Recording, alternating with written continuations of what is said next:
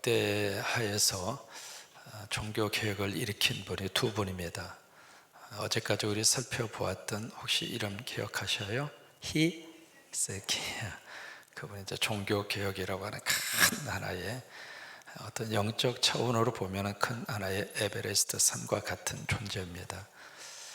그 다음에 두 번째로 종교개혁을 일으켰던 분이 히스기야의 증손인 요시야입니다. 한번 해보실까요? 요시야. 여기서 이제 종교개혁이라고 하는 것은 확 뒤집어 엎한다, 이제 그런 의미도 있겠습니다만은 가장 중요한 것은 하나님께 돌아왔다, 그 말이에요. 시선을 다른 쪽으로 향하고 다른 방향으로 쭉 달려가던 그들이 왕 한 사람이 돌아오면 나라 전체가 돌아옵니다. 대통령 한 사람이 바르게 쓰면 나라가 바로 서고요, 대통령이 잘못 판단하고 잘못 총차면 나라가 뒤집어집니다. 이제 왕이 종교개혁을 통해서 하나님께 돌아왔다, 그 이야기는 그 시대의 나라와 모든 백성들이 하나님에게 돌아왔다, 그거예요. 두 번째로 여기 종교개혁이라고 하는 것은 말씀으로 돌아왔다, 그 말입니다. 다른 어떤 그 사상과 다른 그런 소리에 민감하게 반응을 하고 그쪽으로 가던 그들이 하나님 말씀으로 철저하게 다시 돌아온 거죠. 그게 종교개혁입니다. 근데 이제 오늘 만나는 사람이 누구냐면 므낫세입니다. 한번 해보세요. 므낫세. 이 므낫세라고 하는 그 왕의 말을 만나게 되는데, 이 이름을 어디선가 한번 들어보셨을 거예요. 혹시 기억하십니까? 누구 아들이었죠? 애굽에 가서 총리 대신이 된 요셉의 큰아들입니다. 그러니까 요셉이 이제 애굽에 가서 참 우여곡절 끝에 하나님의 축복으로 애굽의 2인자까지 올라갑니다. 그러고 나서 이제 보데벨라라고 하는 사람하고 장가를 가서 그 사이에서 아이를 둘을 낳습니다. 그래서 첫 번째 아들의 이름을 므낫세라. 이 므낫세라고 하는 이름의 뜻은 잊어버림이라고 하는 뜻이에요. 잊음이라고 하는 뜻입니다. 요셉이 이 아들의 이름을 므낫세라 그렇게 지었을 때에는 좋은 의도로 그렇게 이름을 지은 겁니다. 형들에게 팔려서 애굽에서 죽을 고생을 하고 누명을 쓰고 감옥에 들어가고, 감옥에서 이제 좋은 일을 했는데 다 잊어버리고, 그래서 이제 아무런 희망이 없이 이렇게 애굽에서 그런 가장 삶의 밑바닥 생활을 하다가 기적적인 하나님의 축복으로 애굽, 여러분 그 당시 애굽은요 세계의 제국입니다. 그 제국의 2인자 자리까지 신분이 급상승한 거예요. 그래서 이제 그 모든 것을 보면서 과거에 있었던 상처도 눈물도 아픔도 이제는 잊어버리리라. 여러분 그 복을 받으셨으면 좋겠습니다. 살다가 보면은 가슴 애리게 했던 그 사람, 내 그 생명과 같은 돈 떼어먹은 그 사람, 내 속을 확 뒤집어 엎고 나를 속상하게 했던 그 사람, 어떤 대상이 있을 수가 있잖아요. 그 상처가 생각보다도 오래 갑니다. 근데 그것을 잊어버리겠다 이 말이에요. 근데 여러분 잊어버린다고 하는 게 생각으로 잊어버리는 게 아닙니다. 하나님이 도와주셔서 잊어버리게 해 주셔야 잊어버릴 수 있습니다. 근데 이게 기억하고 싶은 것은 잊어버리고 잊어버리고 싶은 것은 기억하고, 그래서 특별히 이렇게 연세 드셔서 저녁에 잠이 안 오면 그것만 자꾸 머리에 생각나는 거예요. 그래서 이제 요셉은 결단을 하고 아들의 이름을 아예 이렇게 지은 겁니다. 나는 상처와 눈물과 과거에 쓰라린 과거사를 나는 정리하겠다, 잊어버리겠다. 그래서 므낫세라고 하는 이름을 주습니다. 근데 우리 성경에서 만나는 이 므낫세 이 왕은 잊어버리긴 잊어버리는데 뭘 잊어버렸는가? 하나님을 잊어버렸어요. 그래서 12살의 왕이 돼서 무려 55년 동안 통치를 합니다. 남쪽 유다의 역사 속에서 가장 장수한 왕입니다. 그런데 이 므낫세에 대한 평가는 과격하리만큼 뭐라고 딱 평가하는가? 하나님 보시기에 악했다. 그냥 악한 정도가 아니라 최고로 악한 왕이었다, 그렇게 평가를 받아요. 왜 그랬을까? 그의 아버지가 일으켜 놓은 이 종교 개혁을 원점으로 되돌려 버립니다.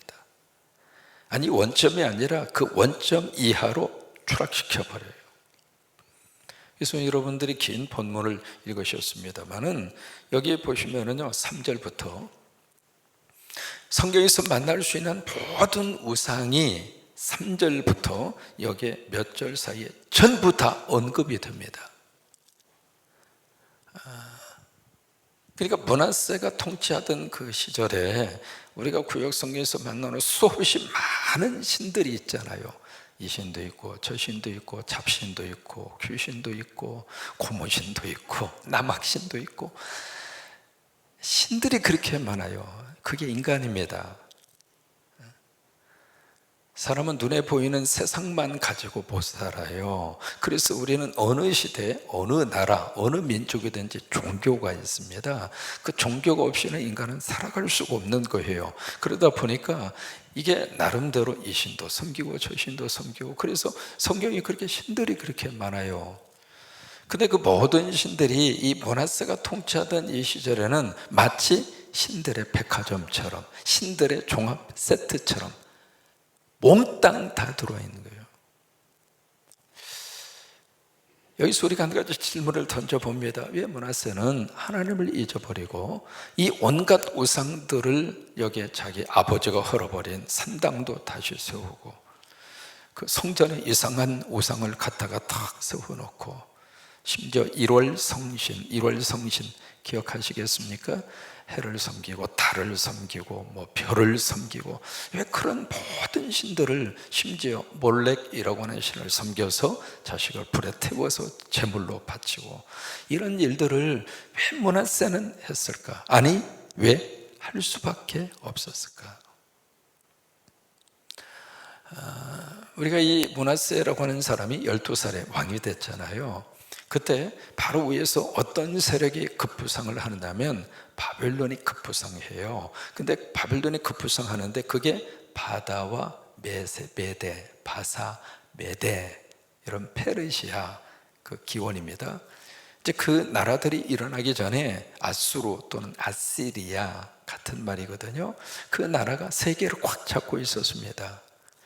잡고 있었는데 이 세력이 약간 휘청거리는 그 틈에 히스기야가 치고 나옵니다. 그래서 히스기야가 이 국제적인 정서를 가만히 보니까 아수르가 좀 힘이 약하네. 그럼 우리 한번 일어서 볼까? 그게 히스기야의 생각이에요. 일어서기 위해서는 나라가 하나가 돼야 되잖아요. 여러분, 대한민국이 잘 되려면 국민들이 하나가 돼요. 서로 갈랐으면 절대 잘 될 수가 없습니다. 그래서 이제 나라가 하나가 되어야 되는데 어떻게 이 나라를 하나로 만들어 갈까? 그게 종교 개혁이었습니다. 그래서 종교 개혁을 통해서 히스기야가 하나님을 중심으로 백성들 여론과 그리고 나라를 하나로 확 모으고 이 아수르에 대해서 독립을 시도합니다. 그래서 이제 그 낌새를 눈치채고 아수르의 사내림이 18만 5천 명을 몰고 와서 이미 48개의 성을 차례로 다 점령하고 마지막 남아있는 예루살렘. 근데 거기서 하나님이 기적적인 은혜를 베풀어 주셔서 아수르 군대를 퇴각을 시키고, 그러나 그 여파는 생각보다도 컸습니다. 그래서 그것 때문에 남쪽 유다가 휘청거리게 된 거예요. 그러나서 히스기야가 죽잖아요. 죽고 그의 아들 므낫세 12살입니다. 그 므낫세를 왕으로 누가 세웠을까? 아수르가 세운 겁니다. 그러면 므낫세 입장으로서는 아수르 눈치를 봐야 될까요? 안 봐야 될까요? 볼 수밖에 없습니다. 나라가 힘이 없으면요, 강대국에 의해서 휘둘릴 수밖에 없습니다. 나라가 능력이 없으면요, 이 사람 저 사람 이 나라 저 나라의 영향을 받을 수밖에 없습니다. 그래서 우리가 나라를 위해서 기도하자는 이야기는 영적으로도 힘이 있어야 돼요. 세상적으로도 실력이 있어야 되고요, 경제적으로도 경제력이 있어야 되고요. 그렇지 않으면 힘 있는 사람들이 와서 우습게 보고 이리 치고 저리 치고, 이리 얻어맞고 저리 얻어맞고. 그래서 므낫세가 12살에 왕이 딱 되고 보니까 국제적인 정서가 그런 정서입니다. 또 하나, 이 아수르가 약해졌다가 다시 힘을 가지고, 그 힘을 가지고 어디까지 힘을 펼쳤는가? 여기 애굽까지 그 영향력을 미칩니다. 그러니까 이 유다 입장으로서는 마치 지정학적으로 위로는 아수르가, 밑으로는 애굽이 완전히 그 사이에 끼어 있는 거예요. 어느 나라든지 가장 첫 번째 고려해야 할 대상이 지정학입니다. 여러분, 지정학적인 요소는 기분 나쁘다고 우리나라 몽땅 가지고 다른 데로 갈 수가 없잖아요. 지정학적 요소라고 하는 것은 어쩔 수 없어요. 선택이 아닙니다. 이미 주어졌기 때문에 그 속에서 어떻게 살아갈 방법을 찾아야 그게 지혜거든요. 그러니까 여기 유다도 마찬가지, 위에서 치고 밑에서 올라오고. 그래서 므낫세는 12살의 왕이 된 다음에 이 국제정서, 이 엄연한 그 속에서 어떻게 이 나라를 통치하고 이 나라를 유지할까, 그렇게 고민을 하다가 결국 무엇을 선택하는가? 어쩔 수 없었습니다. 아수르의 속국이거든요. 그래서 아수르에게 조공을 바칩니다. 조공을 바치면서 어떻게 쓰든지 눈에 거슬리지 않으려고 뭘 하는가? 그 당시에는요, 그 나라에게 조공을 바친다는 것은 그 나라 신을 섬기는 거예요. 그 나라가 섬기는 신을 섬기면 충성 중에 최고의 충성이에요.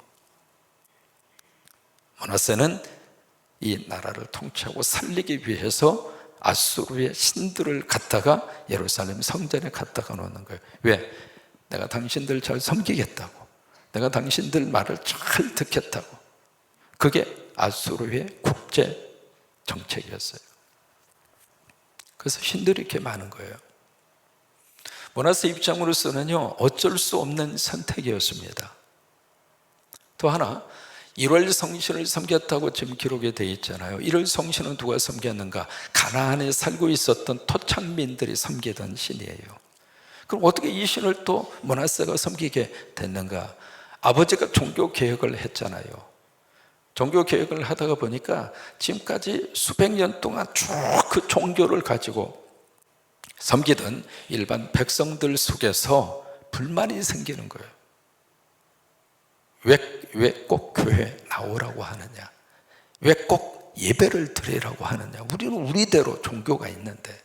그 불만 세력에 대한 여론을 잠재우기 위해서 므낫세가 1월 성신까지 섬기게 됩니다. 이해가 되셨습니까? 그런 속에서 이 므낫세가 왕이 되고 나서 이 3절부터 이런 내용들이 쭉 그렇게 기록이 되어 있는 겁니다. 자, 그러면 어쩔 수 없이 므낫세가 그 길을 갈 수밖에 없었는데, 과연 왜 성경은 므낫세를 가장 악하다고 평가를 내리는가? 여러분이 살면서 어쩔 수 없이 하는 일들이 한두 가지가 아니잖아요. 장사하시다가 보면 어쩔 수 없이 거짓말할 때 없을 수가 없잖아요.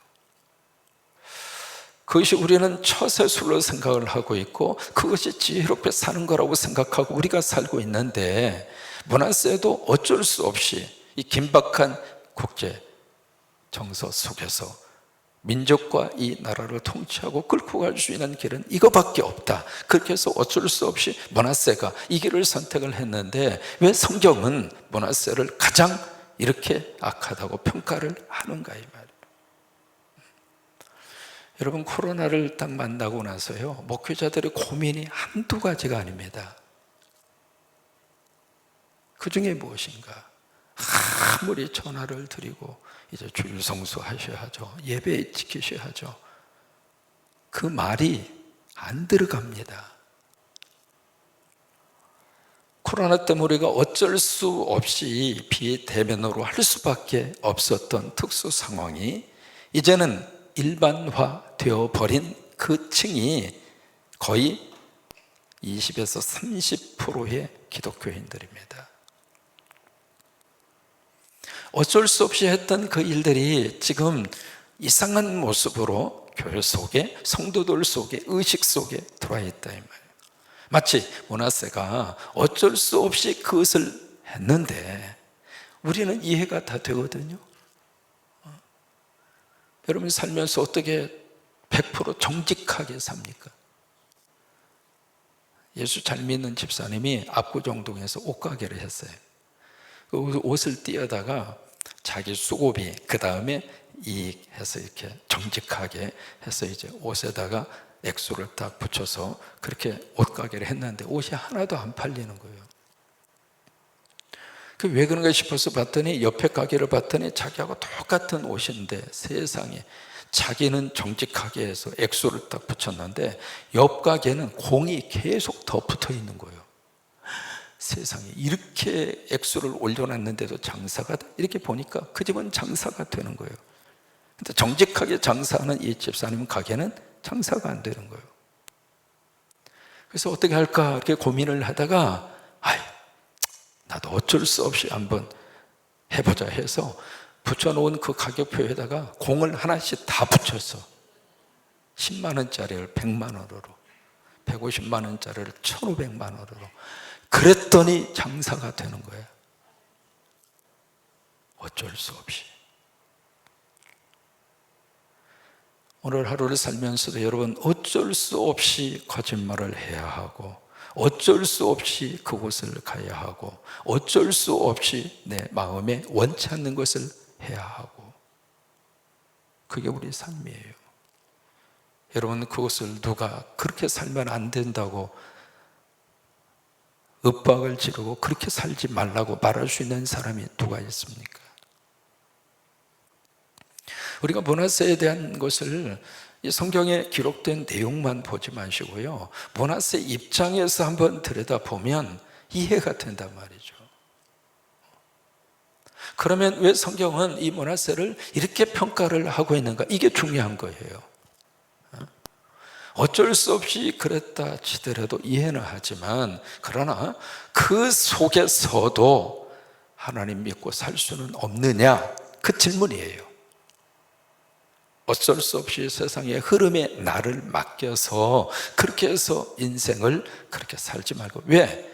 므낫세 입장으로서는요, 불안하기 짝이 없는 거예요. 아수르 눈치도 봐야지, 애굽의 눈치도 봐야지, 백성들 여론도 신경을 써야지. 그러니까 이 55년 동안 왕으로 있으면서 므낫세는 마음 편하게 있은 날이 그렇게 많지 않았어요. 왜? 사람은요, 눈치를 보기 시작하면 한도 끝도 없는 거예요. 이 사람 눈치 보면 또 저 사람 삐치고, 저 사람 삐친 사람 눈치 보면 또 저 사람 또 삐치고. 왜 이렇게 삐치는 사람이 많어? 삐치기 위해서 교회 온 사람들이 가끔 있어. 한 번은 권사님이 입이 이만큼 나왔어. 제가 살던 동네에 방송국이라고 하는 별명을 가진 권사님이야. 입이 이만큼 나와가지고 찬바람이 쌩쌩 부는 거예요. 시베리아도 그런 시베리아가 어디가 있어요. 그래서 권사님 왜 그래요? 그랬더니, 세상에 목사님 그럴 수 있느냐고. 왜 그랬더니, 누구하고 악수할 때 3번 흔들더니 자기하고 악수할 때는 2번밖에 안 흔들었대요. 세상에 별걸 다 가지고 삐치더라고. 이게 눈치를 보기 시작하면 한도 끝도 없는 거예요. 그러니까 어쩔 수 없이 므낫세가 이렇게 했지만, 하나님은 므낫세에게 그래, 이해는 한다. 그러나 그 속에서 나 믿고 살 수는 없느냐. 그것이 히스기야와 요시야예요. 자, 보실까요? 10절입니다. 여호와께서 므낫세와 그의 백성에게 이르셨으나, 말씀하셨어요. 분명히 안 한 거 아니에요. 여러분, 이 말씀이 선포됐을 때 그 말씀 붙잡는 것이 복이잖아요. 요나가 가라, 니느웨로 가라, 아멘 하고 갔으면 고래 뱃속, 큰 물고기 속에 안 들어가도 되잖아요. 그죠? 똑같은 원리예요.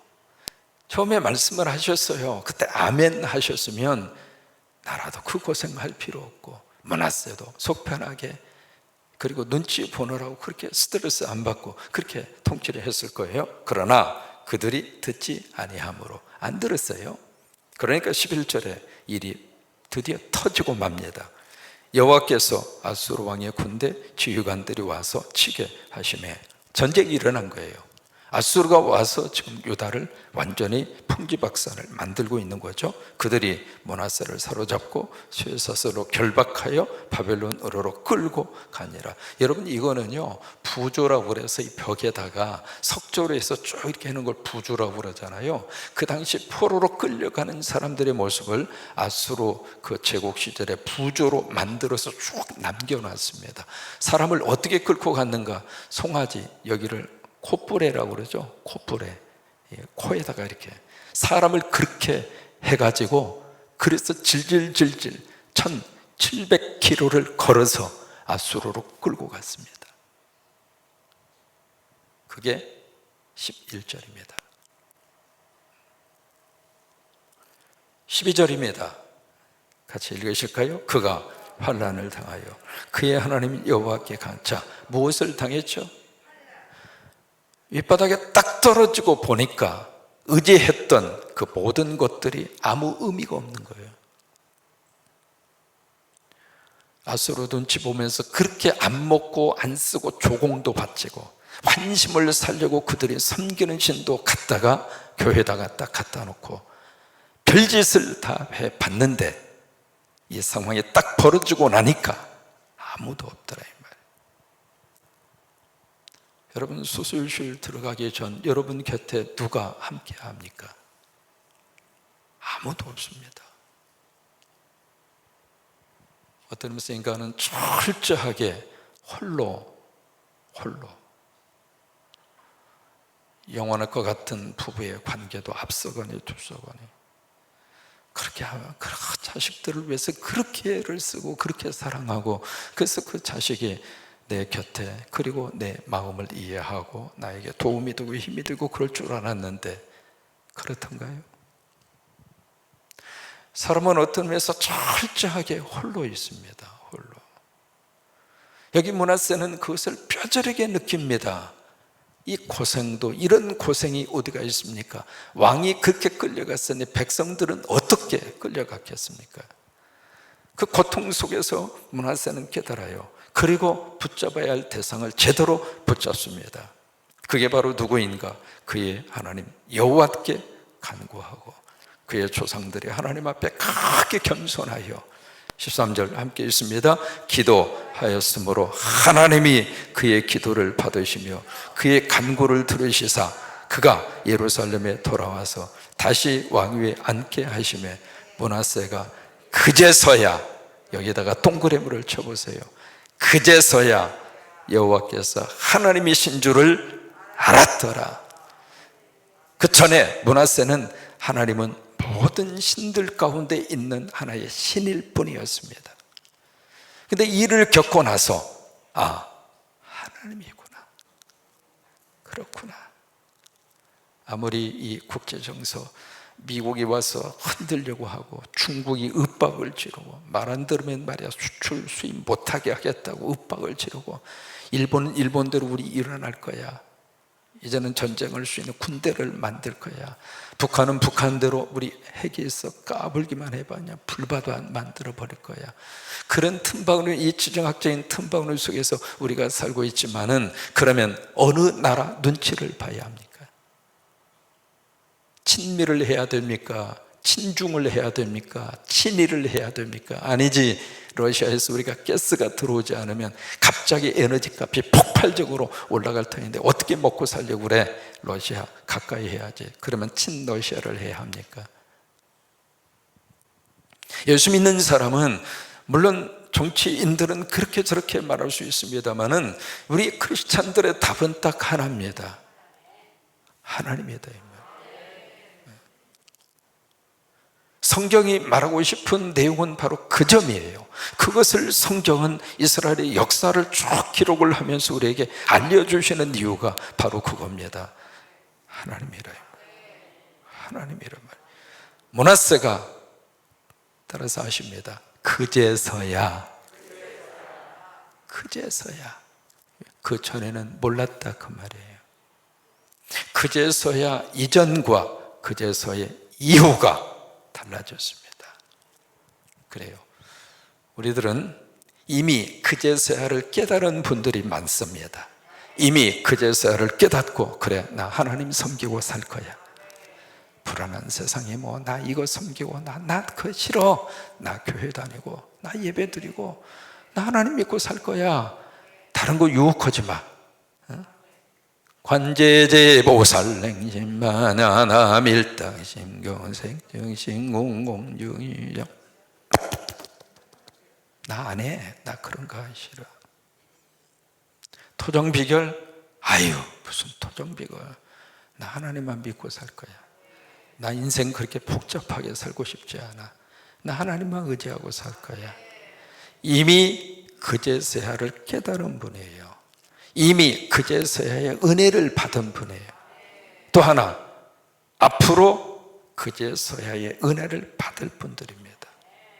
근데 바라기는 이렇게 얻어 터진 다음에 받지 말고 왜 코에 끼어서 1700km를 그 고생을 해야 깨닫습니까? 내가 사랑하는 그 자식이 그냥 고통해야 하고 왜요? 사랑하는 대상을 쳐야 내가 깨달을 것 같으니까 왜 그 경험을 한 다음에 가서 그때 가서야 깨닫습니까? 그럴 필요는 없잖아요.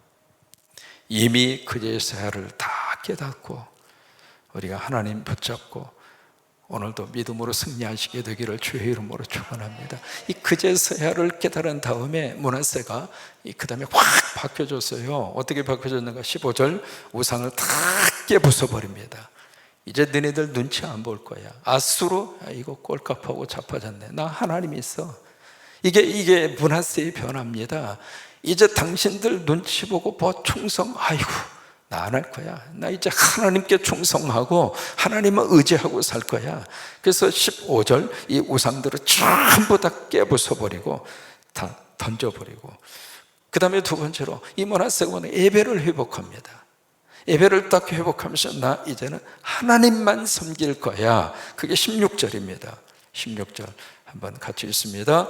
여호와의 제단을 보수하고 화목제와 감사제를 그 제단 위에 드리고 유다를 명령하여 이스라엘 하나님 여호와를 섬기려 하며 17절 백성이 그의 하나님 여호와께만 제사를 드렸으나 아직도 산당에서 제사를 드렸더라. 여기 만이라고 하는 그 단어 그제서야의 은혜를 받고 므낫세가 이제 영적으로 아버지의 믿음을 다 회복해서 여러분 오늘 하루 그제서야 그렇구나 그제서야 이미 그제서야 은혜를 받은 우리가 앞으로도 그제서야의 은혜를 꼭 붙잡고 하루하루 믿음으로 승리하시게 되기를 주의 이름으로 축원합니다.